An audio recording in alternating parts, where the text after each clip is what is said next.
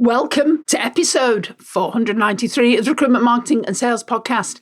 And I'm your host, Denise Oyston. And today we're continuing our mini-series on priority setting. As we end one year and we start the next, we all go in with gusto, having the goals that we want to achieve all written out. Well, sometimes we do.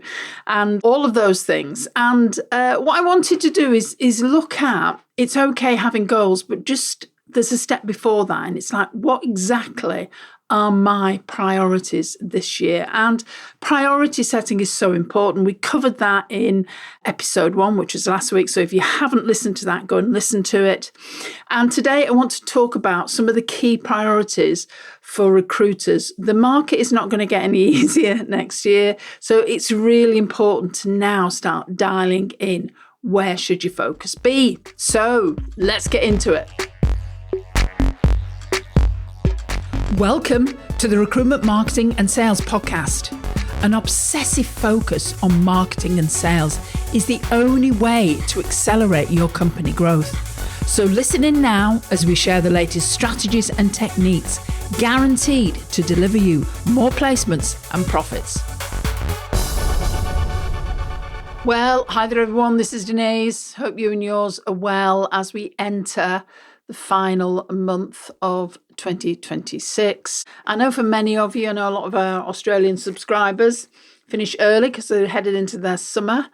And I know a lot of people in Europe and the US do a similar thing because it's been a long year. And so often many people finish early in December. And even if you are finishing early, it is a good idea to start thinking about your priorities next year.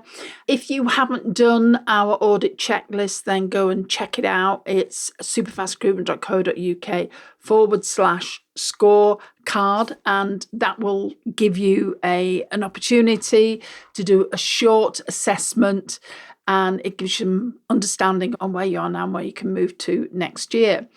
And this particular podcast is one of those things to listen to on the back of the last one that we did around priority setting, because last week we talked about why strategic prioritization matters, how it creates for you a competitive advantage. And we saw how the spray and pray approach costing you a lot more to acquire clients and candidates for that matter.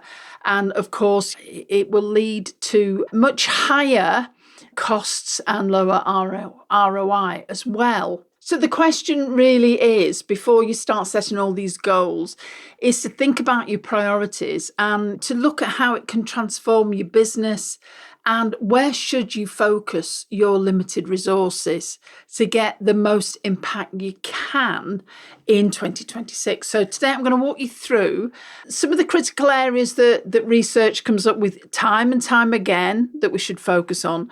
Our experience working with the recruitment sector over the last, I think it's 19 years now, where our clients who focus on these areas see a huge shift in the business, and obviously how you can too.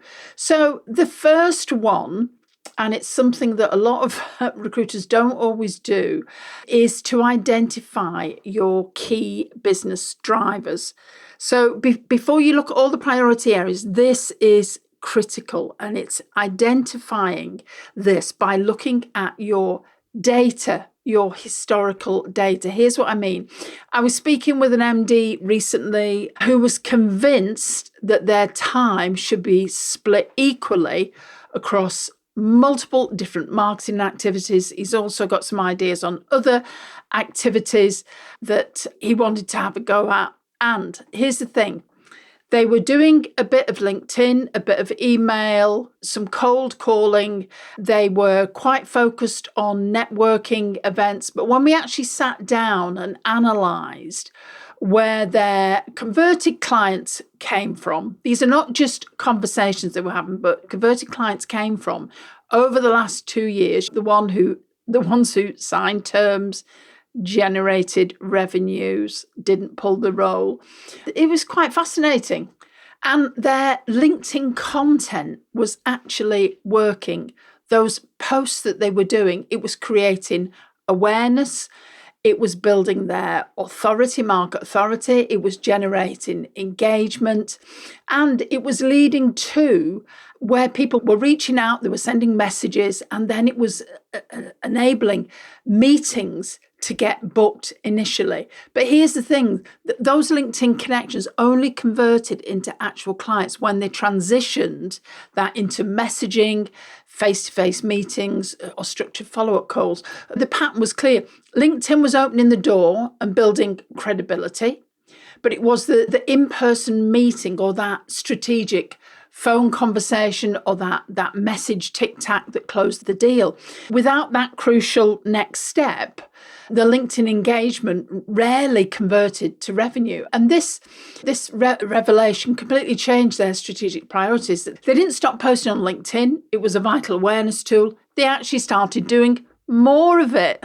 And that's something that we always say to people, if something is working, do more of it. But they realised that the true business driver was the face-to-face meeting, whether that was face-to-face, virtually, over Teams or Zoom, or whether they could actually get in front of somebody. So they've restructured everything around getting more of those meetings and making them count, because then they could put some metrics around that, for every virtual or face-to-face meeting that they had, they could look at their conversion rate, which was pretty spectacular, to be quite honest.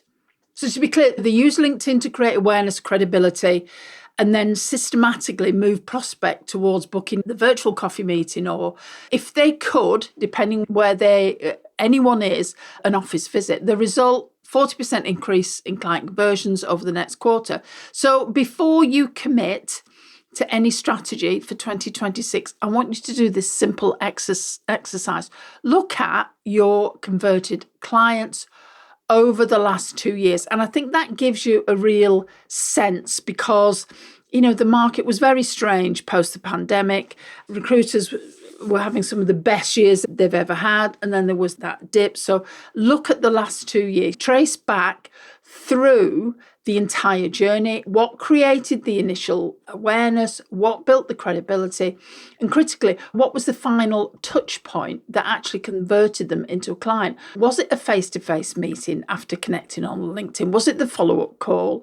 Was it downloading a presentation?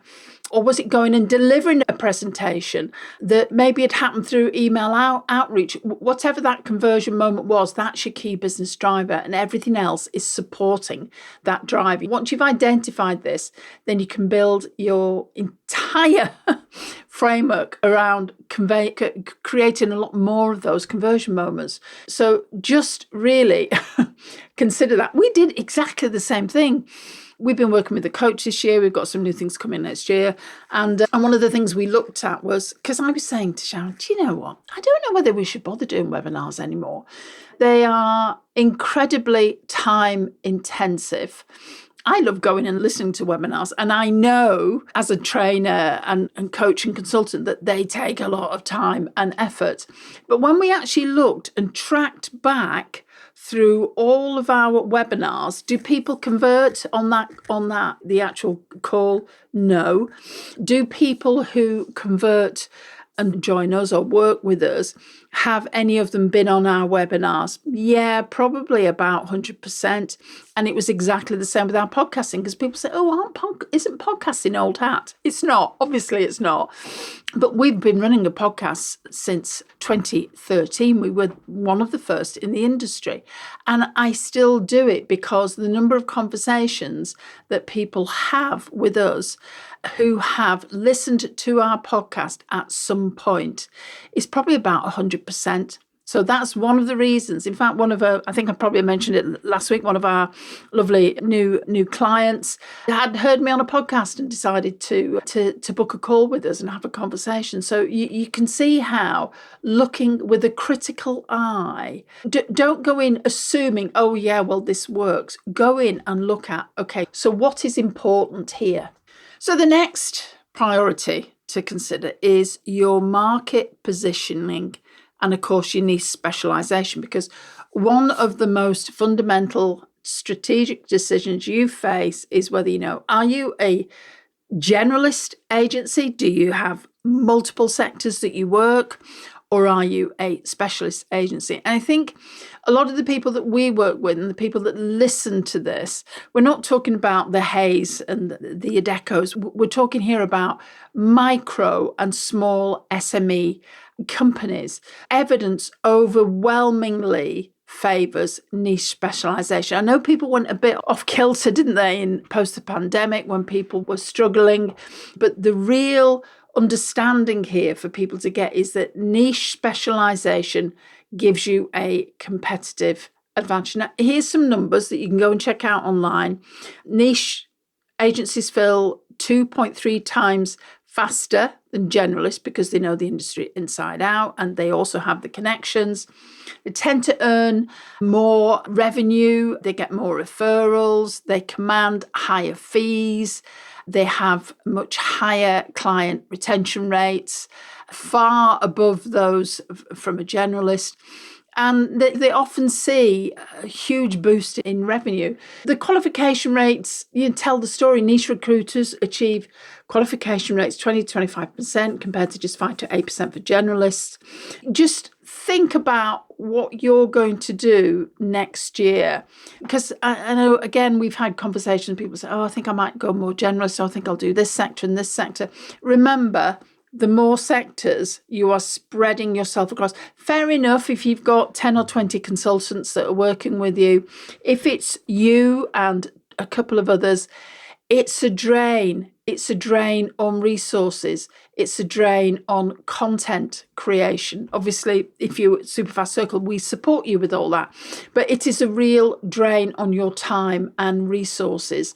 And if you listen to last week's podcast when I talked about that lack of prioritisation really does make an impact. And that is especially when it comes to niche specialisation as well. Now, I don't think this is going to surprise anyone, but let's talk about client relationship management and retention. Because we have conversations with people that literally have got 2 amazing clients that they work with, and they feel very vulnerable because they know that if that client goes, then they could be up the creek without a paddle. So that's why people always want to build more clients. But however, having said that, it's really important that you retain the clients that you have. Obviously, new client acquisition dominates all BD discussions, doesn't it?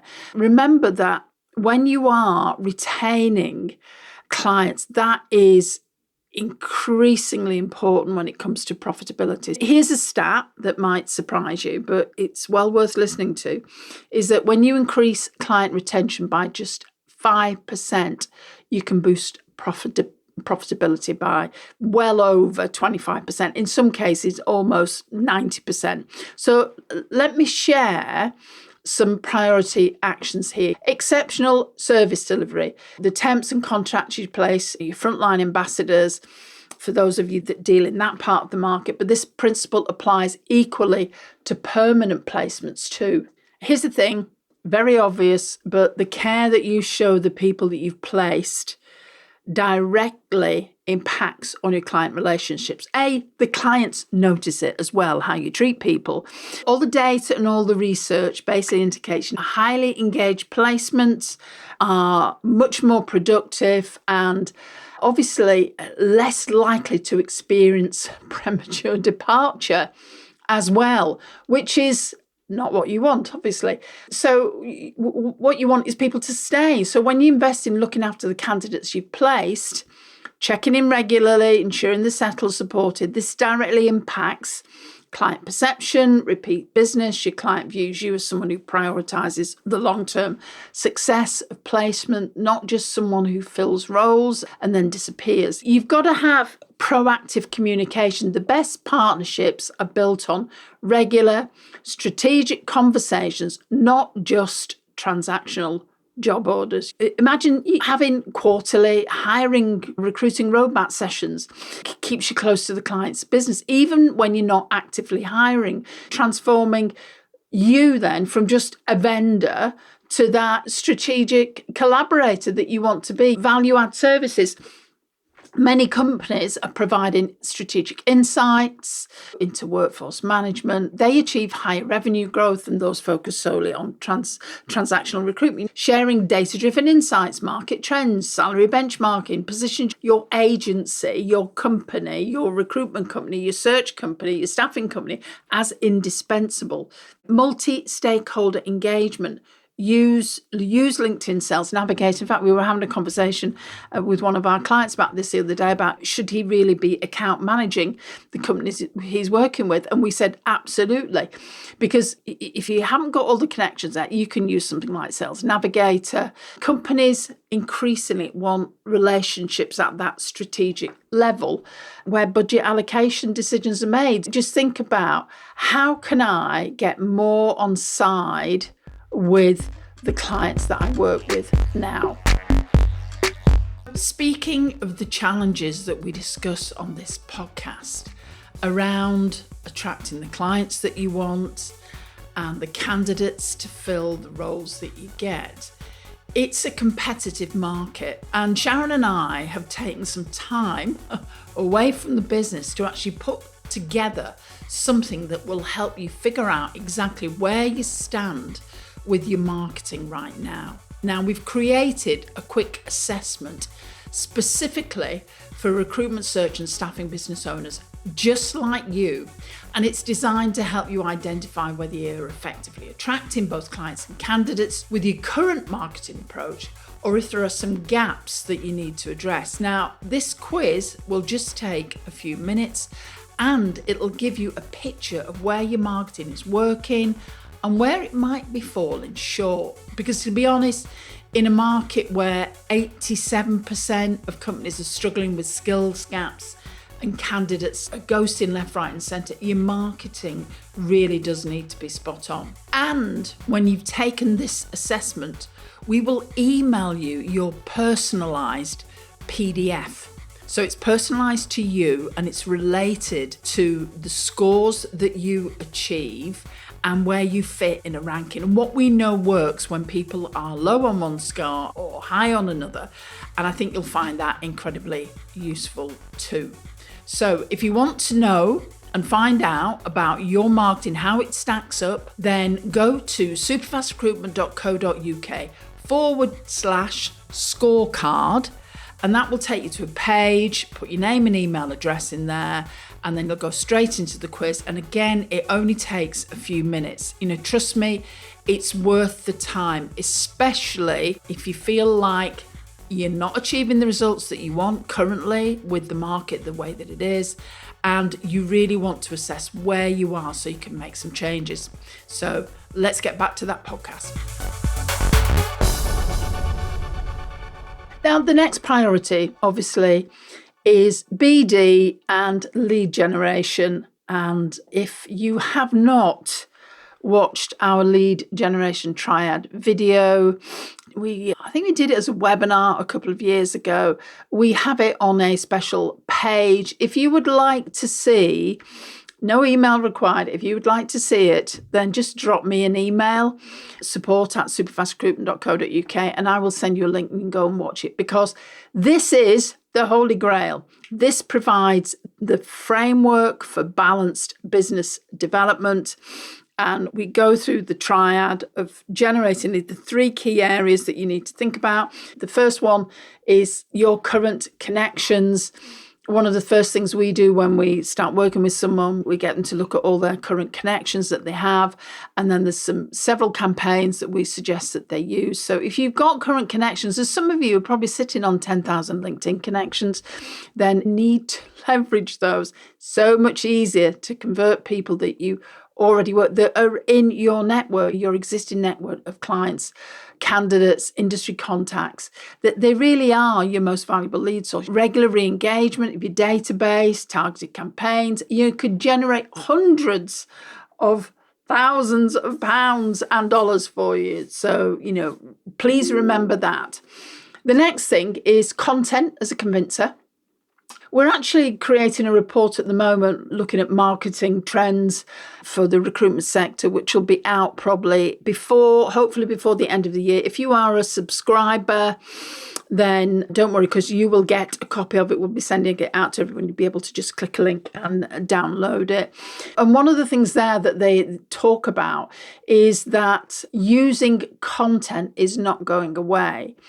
And using your blogs, using video, all of those things really is a huge convincer for clients. So just think about that as part of your priorities. Obviously, cold outreach, yes, it's uncomfortable. It was interesting when we did our assessment, our key business drivers, our cold connections and our cold outreach is huge, because if people see you and you have a well-crafted campaign and then they find you online and they see how good you are, then that cold connection really makes a difference. And to be honest, it's one of the most predictable things that you can do. I know people find it uncomfortable, but systematic cold outreach done consistent across multiple channels, phone, direct messages, text, voice messages, voice notes, emails, obviously revolutionises your business development in the long term. The key is integration. All of these components working together creates momentum across short, medium, long-term business horizons, doesn't it? Now, the next priority is marketing, obviously, and employer branding, which that's why you're listening to this podcast, because we look towards 2026, then marketing will allow you to have some level of competitive differentiation, which is going to be important because you're going to want to stand out. Those quiet, in the background recruiters that aren't demonstrating the marketing authority, aren't providing the thought leader content, they are going to be less visible. And so successful companies are starting to look at some media diversification. Obviously, LinkedIn for many of you is a key area, but also it's going to be about, yes, you've got your LinkedIn newsletters, but also using images, polls, videos on multiple platforms. The more platforms that you post your content on, the more likely you are to be seen, because Google sees you as an authority, because it sees you everywhere. Employee advocacy programs, getting your recruiters, for those of you who do have recruiters, sharing content about company culture, quality candidate focus, content marketing. If you are not using content yet, or you're just posting jobs or the odd post a couple of times a month, up level, that will make a huge difference for you. The shift's clear. From now onwards, you need to build more authenticity, strategic channel selection, give consistent, valuable content delivery, help people by actually helping them, and it makes a huge difference. So obviously we're coming at this from a lens of marketing and sales, but naturally technology, investment and automation, having that integrated tech stack is going to power your growth, but not just growth, really sort of operational efficiency. We use email automation. I use AI tools to help me in research. I have a favorite one, Perplexity. I also use Claude. I use it to help me think through different questions. And it's going to continue to be transformative. By the end of, I think it was by the last year, at the end of last year, nearly 80% of people were investing in AI solutions. That's only going to increase. Strategic technology priorities really to consider is obviously integrating your CRM, your ATS and your email systems. Disjointed systems do cause inefficiencies. You get outdated data, slower sourcing, missed opportunities. So all of those things you need to think about. And then the other thing is workflow. Something to think about is prioritizing your workflow and mapping it out. We had recently our Supervisor Circle event, and we had a real deep dive into AI, and we had Vanessa Rath there. In fact, she's running a session for our Supervisor Circle clients a little bit later this month. and also into next year. And one of the things that came up for most people was, it's okay using AI, but where do you need to use it? And where would it work for you? Because I think a lot of candidates in the current market are absolutely cheesed off with not getting through to people, having a conversation with a robot, basically. And yet AI is brilliant. It can save hours of time. It saves me hours of time, because I used to record a podcast. I would then get it transcribed by somebody else that could take 2 or 3 days, and then I still had to edit it. Whereas now I can get it transcribed by an AI tool, which is pretty accurate. I can then get it edited, and then I can read over it. And I probably saved myself days of time, because the transcriptions used to take a long time to come back. But think about workflow automation. Where can AI help you, and automation help you to eliminate manual, repetitive tasks, CV, resume formatting, all of those things? Where can it help you? The key insight, really, technology investment should be driving your efficiency and giving you more time, enhancing your human capabilities, not replacing the relationship building that is obviously so central to recruitment. The next priority, and it's something that not everyone does, is really just looking at measuring your performance. And I know it's a word that people hate, but looking at your KPIs.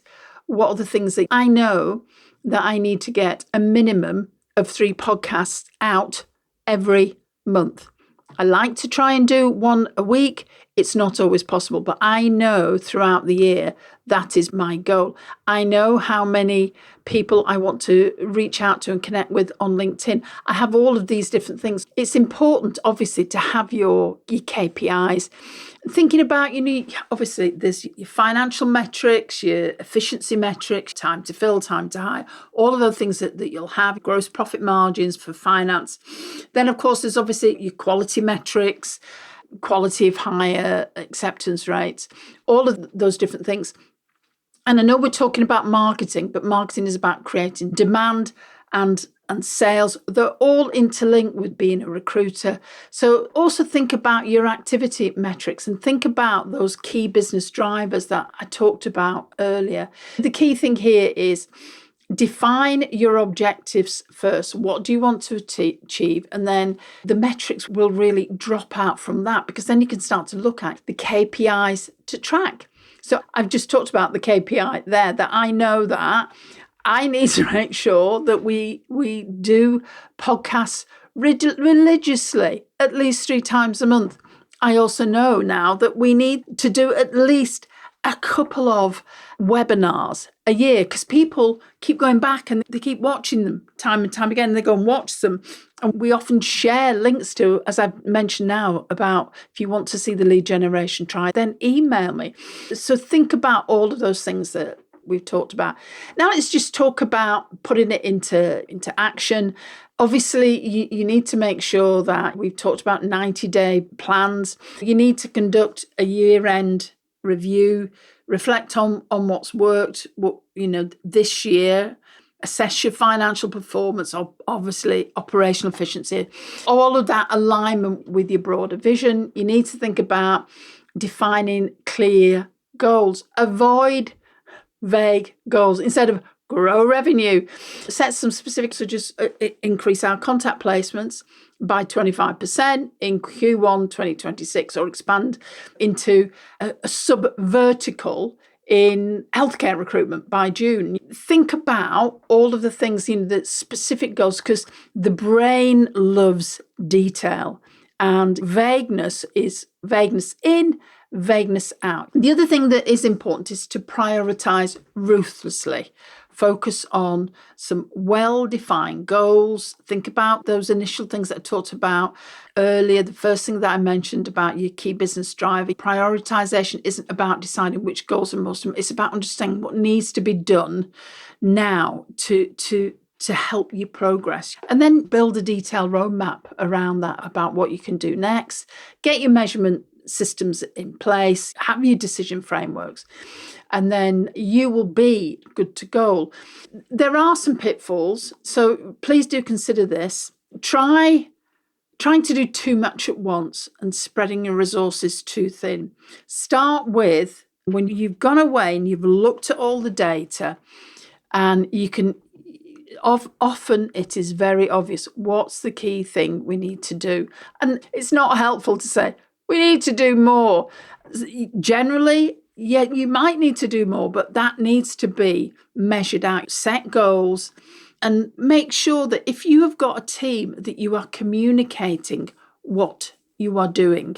Make sure that you have a clear communication strategy. Don't review and adjust plans regularly and base what happens on results. If you don't do that, is going to be a pitfall for you. And then, of course, don't allow that short-term pressure to override your strategic priority.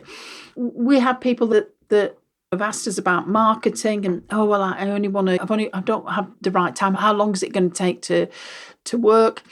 Marketing is a lifetime thing. You always need to market because it builds over time. Yes, there are things that you can do that are going to result in getting results from the current people that you have. Watch the lead generation triad around that. And I think it's important here to just remember that marketing does take time. So as you start to plan 2026, obviously you can continue spray and pray. You feel like you're doing something, but it's not going to deliver the results you want. Or you can step back and say, okay, I'm really going to sit down and prioritize this. I'm going to think through what I need to do, and I'm going to base it on information and data. The evidence is totally compelling. Companies that set real priorities, execute with discipline, consistently outperform those that don't, whether it's measured by revenue growth, client retention, placement quality, recruiter productivity. They're not just busier, they're more effective, they're more profitable, they're more resilient when the market changes. Priorities. There's a famous quote of Warren Buffett's. I'll have to actually look here to make sure that I get it right. But one of his famous quotes is, the difference between successful people and really successful people is that really successful people say no to almost everything. So that's important to remember. So if you want success in 2026, begin with having the courage to say no to those scattered activities and yes to strategic focus. The question isn't whether you can afford to prioritise, it's whether you can afford not to. So this is Denise saying bye for now, and I'll see you next time. If you enjoy this podcast and this year you are ready to take your marketing to the next level, then check out Superfast Circle. This is a unique marketing program designed specifically for recruiters and their marketeers. You get access to 2 virtual marketing directors, you get consultancy, you get your hand held through the whole process, training, consulting, and we provide content resources.